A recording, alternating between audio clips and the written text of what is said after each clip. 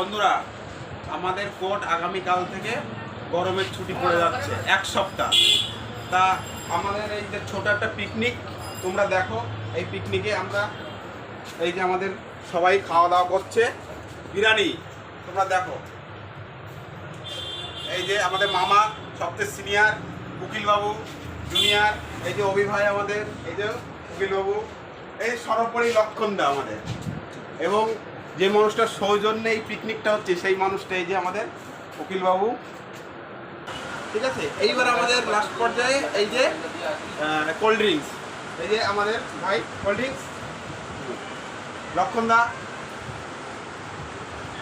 আমাদের উকিলবাবু, মামা একবার মামা এই যে আমাদের সবচেয়ে সিনিয়র মামা, এই যে মামা আমাদের, ঠিক আছে।